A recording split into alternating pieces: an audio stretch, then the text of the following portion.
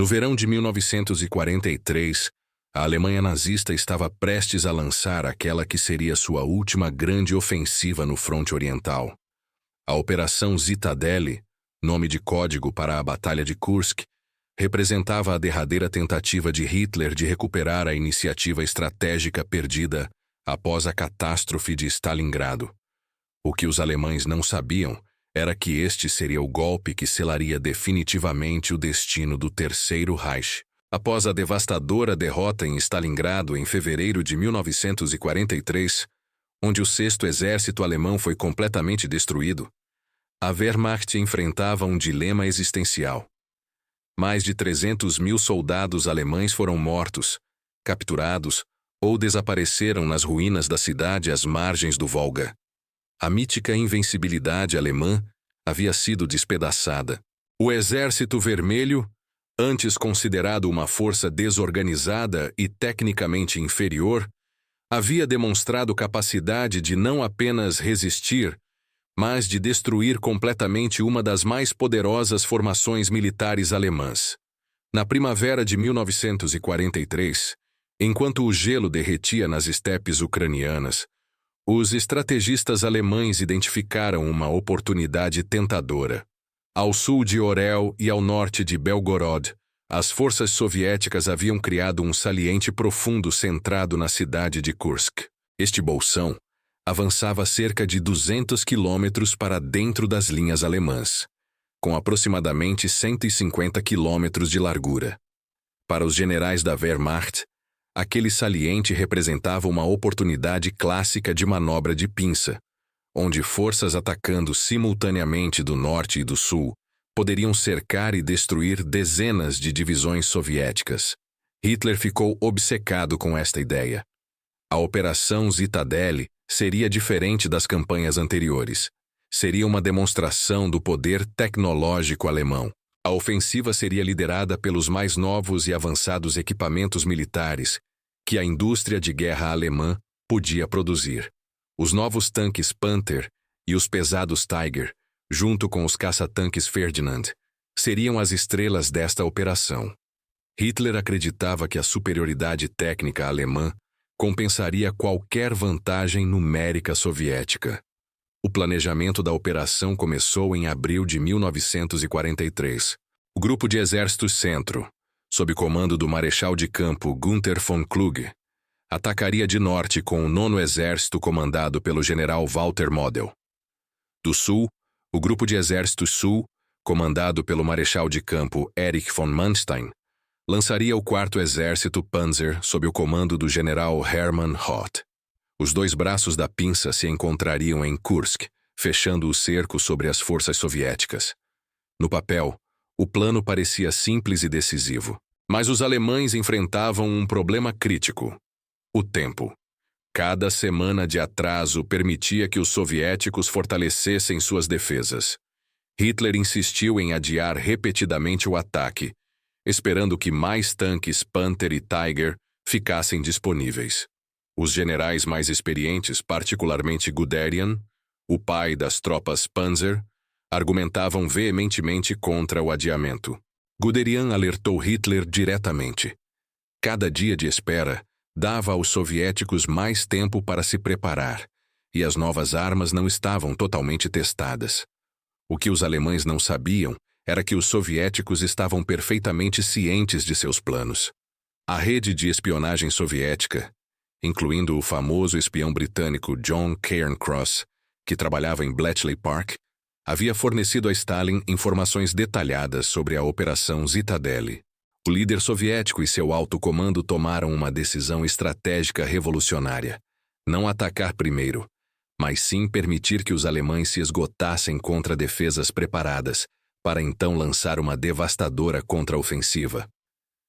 Sob a direção do Marechal Georgy Zhukov, os soviéticos transformaram o saliente de Kursk em uma das mais formidáveis fortificações defensivas já construídas.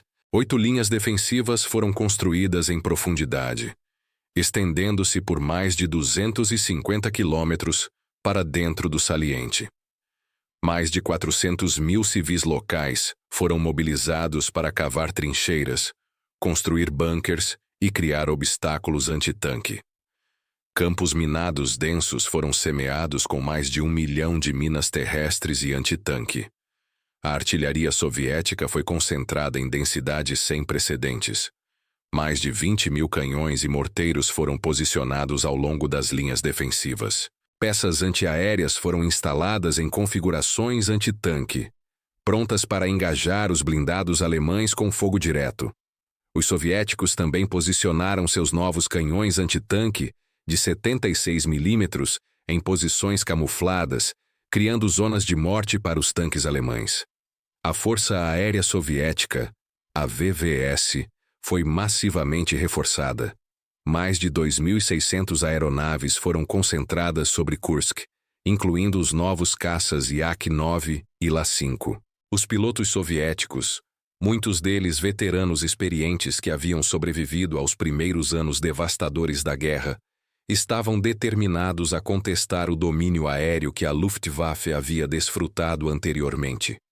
Em termos de forças terrestres, os soviéticos reuniram uma massa militar sem precedentes. Mais de 1,3 milhão de soldados foram concentrados na área de Kursk, organizados na frente central, sob o comando do general Konstantin Rokossovski, e na frente de Voronezh, comandada pelo general Nikolai Vatutin. Reservas estratégicas massivas foram posicionadas atrás das linhas principais, incluindo a frente da Steppe, sob o comando do general Ivan Konev, com mais de 500 mil homens mantidos prontos para a contraofensiva. A força blindada soviética era impressionante. Mais de 5 mil tanques e canhões autopropulsados foram reunidos, incluindo os confiáveis T-34, os pesados KV-1 e números crescentes do novo tanque pesado IS-2. Os soviéticos haviam aprendido lições dolorosas nos anos anteriores e agora aplicavam doutrina tática aprimorada, incluindo o uso de reservas de tanques em profundidade e a coordenação estreita entre infantaria, artilharia e blindados. A operação alemã finalmente começou na madrugada de 5 de julho de 1943, mas mesmo antes do amanhecer, os soviéticos demonstraram quão completamente haviam antecipado o ataque alemão. Às 2h20 da manhã, a artilharia soviética abriu fogo em uma barragem preventiva massiva, atingindo as áreas de concentração alemãs. Milhares de projéteis caíram sobre as posições de partida alemãs, causando baixas e desorganização antes mesmo do ataque começar. Quando as forças alemãs finalmente avançaram, encontraram não o colapso rápido que esperavam, mas uma resistência feroz e meticulosamente organizada.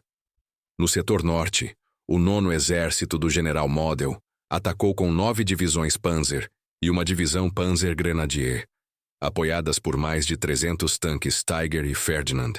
Mas o avanço foi imediatamente retardado pelos densos campos minados soviéticos. Os pesados Ferdinand, que não tinham metralhadoras para autodefesa, tornaram-se vulneráveis a equipes de infantaria soviética armadas com explosivos e coquetéis Molotov. Os soviéticos haviam criado zonas de morte cuidadosamente planejadas. Permitiam que os tanques alemães penetrassem nas primeiras linhas defensivas. Então, concentravam fogo de artilharia e antitanque de múltiplas direções. Os alemães descobriram que seus novos Panther, apressadamente colocados em serviço, sofriam de problemas mecânicos crônicos. Transmissões falhavam, motores pegavam fogo, e muitos Panther foram abandonados não por danos em combate, mas por falhas mecânicas. No setor sul, o 4º Exército Panzer de Hoth inicialmente fez progresso melhor.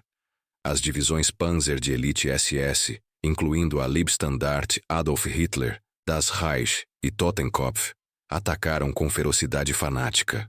Equipadas com os novos Tiger e Panther em maior número, estas formações conseguiram penetrar mais profundamente nas defesas soviéticas.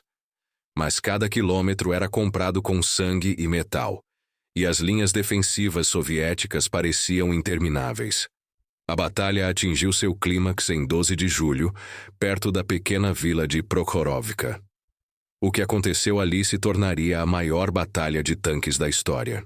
O segundo corpo Panzer SS alemão, spearheaded pelas 3 divisões SS, estava avançando em direção a Prokhorovka quando se chocou frontalmente com o 5º Exército de Tanques da Guarda Soviético, comandado pelo general Pavel Rotmistrov.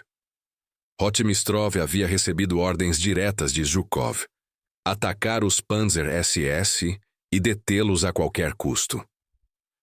Na manhã de 12 de julho, mais de 800 tanques soviéticos, principalmente T-34, avançaram em velocidade máxima contra as formações alemãs. A tática soviética era desesperada, mas calculada. Fechar distância rapidamente para neutralizar a vantagem dos canhões alemães de longo alcance. Então lutar em alcance próximo, onde a manobrabilidade dos T-34 poderia ser melhor utilizada. A Batalha de Prokhorovka foi de uma violência apocalíptica. Tanques colidiam uns com os outros em velocidade total. Tripulações queimavam vivas em seus veículos. O céu estava negro com fumaça de centenas de tanques em chamas. Os alemães, inicialmente chocados pela ferocidade do ataque soviético, lutaram com sua eficiência característica.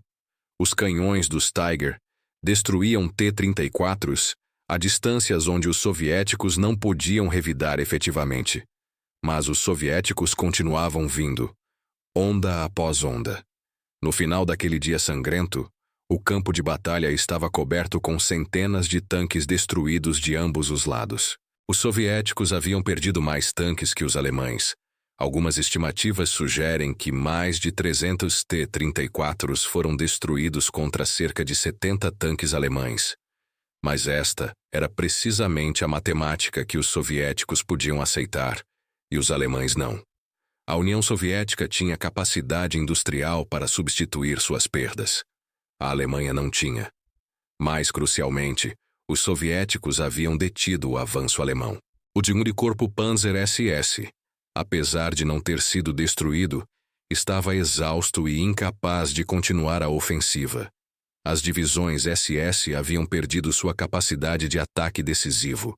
Os tanques Tiger sobreviventes estavam com problemas mecânicos, falta de combustível, e suas tripulações estavam esgotadas após dias de combate intenso. No setor norte, o 9º Exército de Model havia avançado apenas 10 a 12 quilômetros em uma semana de combates brutais, muito aquém dos objetivos planejados. As perdas alemãs em homens e equipamentos eram insustentáveis. Mais importante, os generais alemães perceberam que, mesmo se conseguissem fechar a pinça em Kursk, não teriam forças suficientes para explorar o sucesso. Os soviéticos tinham reservas imensas que os alemães não haviam previsto adequadamente. Em 13 de julho, Hitler convocou Manstein e Kluge para uma conferência em sua sede na Prússia Oriental. A notícia era sombria.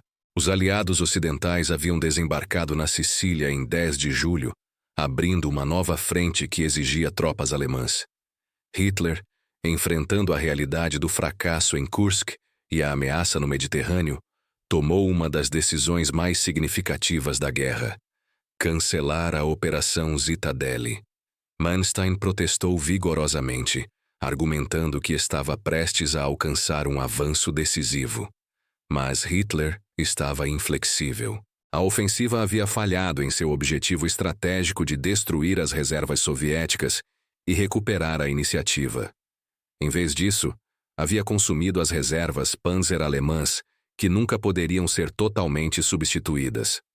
Os soviéticos não esperaram. Em 12 de julho, mesmo enquanto a Batalha de Prokhorovka ainda estava sendo travada, os soviéticos lançaram a Operação Kutuzov contra o saliente de Orel, ao norte de Kursk. Seguiu-se a Operação Polkovodets-Rumiantsev contra Belgorod e Kharkov, ao sul. As contraofensivas soviéticas demonstraram não apenas superioridade numérica, mas também sofisticação tática e operacional que teria sido impensável nos primeiros anos da guerra. As forças alemãs, exauridas pela ofensiva fracassada em Kursk, agora enfrentavam a fúria total da máquina de guerra soviética. A Wehrmacht foi forçada a recuar em toda a linha. Orel foi libertada em 5 de agosto. Belgorod caiu no mesmo dia. Kharkov, que havia mudado de mãos várias vezes durante a guerra, foi finalmente libertada pelos soviéticos em 23 de agosto de 1943. As perdas em Kursk foram devastadoras para ambos os lados, mas o significado era assimétrico.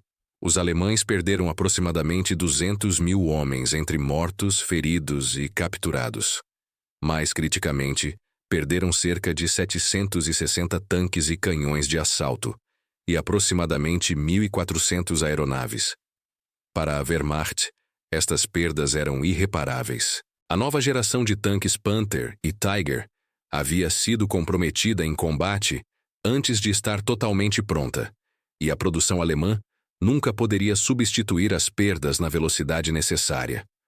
Os soviéticos sofreram perdas ainda maiores em números absolutos, cerca de 860.000 baixas e mais de 6.000 tanques destruídos ou danificados. Mas a União Soviética tinha recursos humanos e industriais para absorver estas perdas. As fábricas soviéticas, muitas delas evacuadas para os Urais em 1941 e 1942, agora produziam tanques, aviões e munições em quantidades que a Alemanha não podia igualar. Em 1943, a União Soviética produziu aproximadamente 24.000 tanques e canhões de assalto, comparado com cerca de 10.000 alemães. A significância estratégica de Kursk transcendeu as estatísticas de perdas. Pela primeira vez, uma grande ofensiva de verão alemã havia sido completamente derrotada no estágio inicial, sem alcançar qualquer de seus objetivos estratégicos. A iniciativa no fronte oriental havia passado permanentemente para a União Soviética. A partir de Kursk, o Exército Vermelho manteria a pressão ofensiva contínua, lançando uma série de operações que empurrariam inexoravelmente a Wehrmacht para o oeste. A derrota em Kursk teve repercussões profundas dentro do alto comando alemão. A relação entre Hitler e seus generais, já tensa após Stalingrado, deteriorou-se ainda mais. Hitler, que havia insistido no adiamento da operação e na concentração de recursos nos novos tanques, agora culpava seus generais pelo fracasso. Os generais, por sua vez, questionavam cada vez mais o julgamento estratégico do Führer. A indústria de armamentos alemã, sob Albert Speer, acelerou a produção de armas defensivas. A ênfase mudou de ofensivas de longo alcance para defesa em profundidade e contra-ataques locais. Mas esta mudança veio tarde demais. A Alemanha nazista agora lutava uma guerra em múltiplas frentes que não podia vencer. No leste, os soviéticos avançavam implacavelmente. No sul, a Itália estava à beira do colapso. E no oeste, os aliados se preparavam para a invasão da França que viria em junho de 1944. Para o Exército Vermelho, Kursk foi um momento transformador. Os soldados soviéticos que haviam recuado continuamente nos primeiros anos da guerra, agora sabiam que podiam não apenas defender, mas também derrotar a Wehrmacht em combate aberto. A confiança operacional e tática cresceu dramaticamente. Os comandantes soviéticos demonstraram capacidade de planejamento em grande escala, coordenação de múltiplas frentes e uso sofisticado de reservas estratégicas. A batalha também validou a estratégia de defesa profunda desenvolvida por Zhukov e outros comandantes soviéticos. Ao permitir que os alemães atacassem primeiro contra defesas preparadas, os soviéticos viraram a força alemã contra ela mesma. Os alemães gastaram suas reservas Panzer, tentando penetrar defesas que eram continuamente reforçadas. Então enfrentaram contra-ofensivas soviéticas quando estavam em sua posição mais fraca. Kursk marcou o ponto de virada definitivo na frente oriental. Enquanto Stalingrado havia sido um desastre defensivo que deteve o avanço alemão, Kursk foi uma vitória estratégica ofensiva que iniciou a libertação sistemática do território soviético.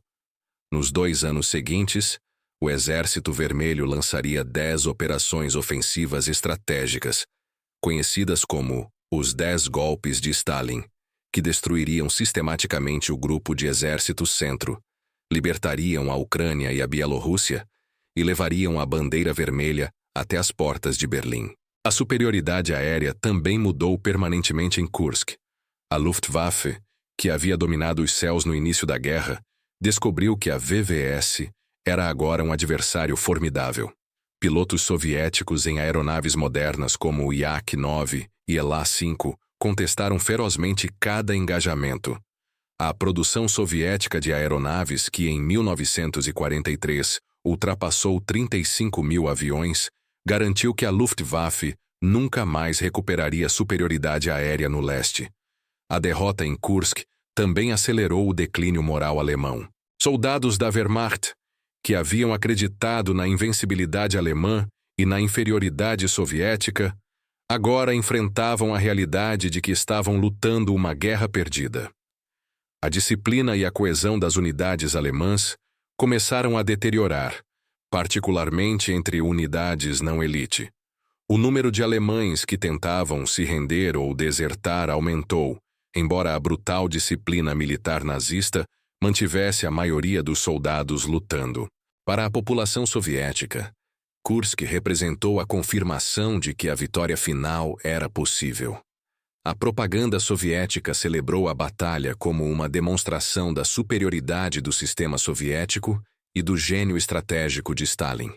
Embora esta narrativa simplificasse a realidade complexa da vitória, que foi alcançada a um custo humano imenso, ela forneceu um impulso moral crucial para uma população que havia sofrido terrivelmente sob a ocupação nazista. A Batalha de Kursk também teve implicações significativas para os aliados ocidentais. A vitória soviética aliviou a pressão sobre os aliados ocidentais para abrir uma segunda frente na Europa imediatamente. Stalin havia repetidamente exigido uma invasão da França para aliviar a pressão sobre a União Soviética. Kursk demonstrou que os soviéticos tinham capacidade de derrotar a Alemanha no leste, embora a um custo terrível, dando aos aliados ocidentais mais tempo para preparar adequadamente a invasão da Normandia. A Operação Zitadelle foi verdadeiramente o último golpe de Hitler. Foi a última vez que a Alemanha nazista teve capacidade de montar uma ofensiva estratégica em grande escala no fronte oriental. Após Kursk, a Wehrmacht foi forçada a uma postura permanentemente defensiva, lutando batalhas de retaguarda desesperadas enquanto recuava em direção às fronteiras do Reich. As reservas Panzer, que Hitler havia conservado cuidadosamente para a Zitadelle, foram consumidas sem alcançar qualquer objetivo estratégico significativo. O fracasso em Kursk enterrou definitivamente as ambições de Hitler de domínio no leste. A visão nazista de um império alemão que se estendia até os Urais estava morta. A partir de julho de 1943, a questão não era mais se a Alemanha seria derrotada, mas quando e a que custo. O Terceiro Reich, que Hitler proclamou que duraria 1000 anos, tinha menos de 2 anos de vida restantes. A Operação Zitadelle permanece como um estudo de caso em planejamento militar falho e arrogância estratégica. Hitler e o alto comando alemão subestimaram fundamentalmente a capacidade soviética de inteligência, preparação defensiva e mobilização industrial. Superestimaram a capacidade da tecnologia alemã superior de compensar desvantagens numéricas e falharam em reconhecer que o tempo havia se tornado o inimigo mortal da Alemanha. Cada mês de atraso fortalecia os soviéticos e enfraquecia a posição estratégica alemã. Para os milhões que morreram nas estepes ao redor de Kursk, tanto soviéticos quanto alemães, a batalha foi uma tragédia de proporções épicas. Mas em termos do curso mais amplo da Segunda Guerra Mundial, Kursk foi o momento em que a derrota final do nazismo tornou-se inevitável. A estrada de Kursk levava inexoravelmente a Berlim, e ao fim do pesadelo de Hitler, que havia mergulhado o mundo em guerra e genocídio.